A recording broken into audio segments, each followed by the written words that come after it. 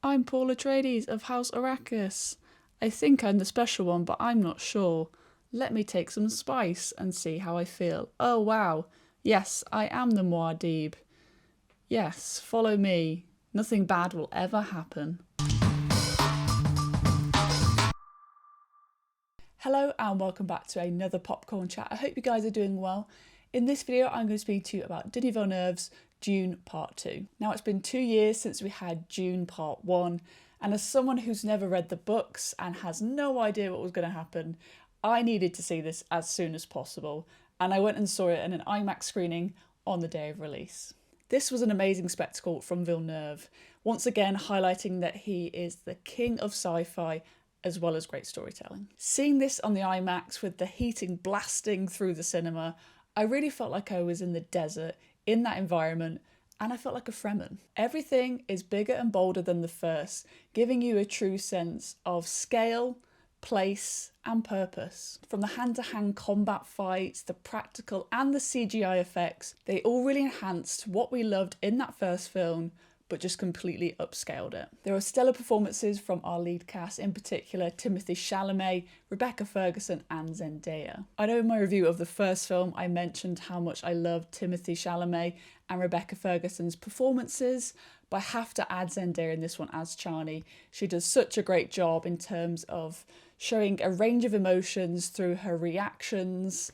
You know, she doesn't have this sort of large scale performance, you know, that Timothy does at times in this film. Hers is very much a reserved performance, and I think that's just as good. She did such a great job at conveying those feelings, especially to someone as me who's never read the books. I don't know what's going to happen, but I can still connect with those characters regardless of the complex names and locations and the world building.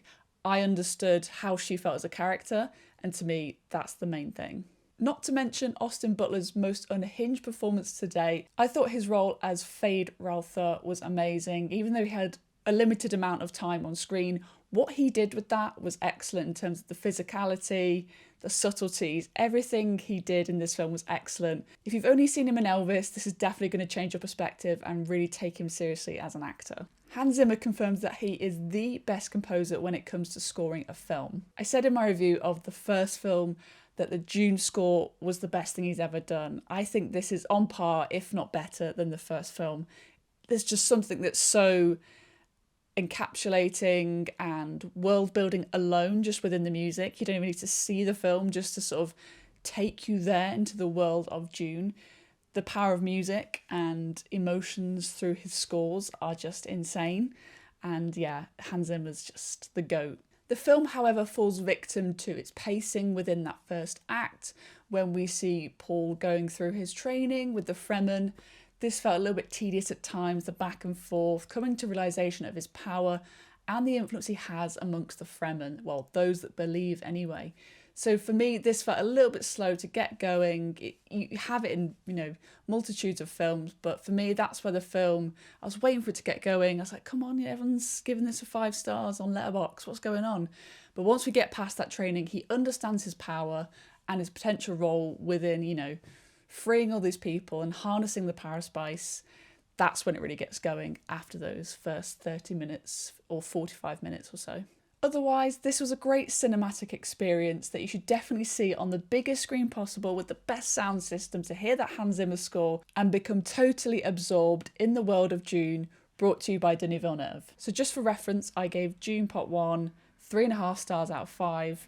So I'm going to give Dune Part 2 4 stars out of 5. Thank you so much for watching this review of Dune Part 2. I hope you guys have enjoyed the video. Let me know your thoughts on the film down below. Did you prefer it to the first one? Or maybe you enjoyed Part 1 a lot more. I'd love to hear your thoughts. Thank you so much for watching, and I'll see you guys in the next popcorn chat.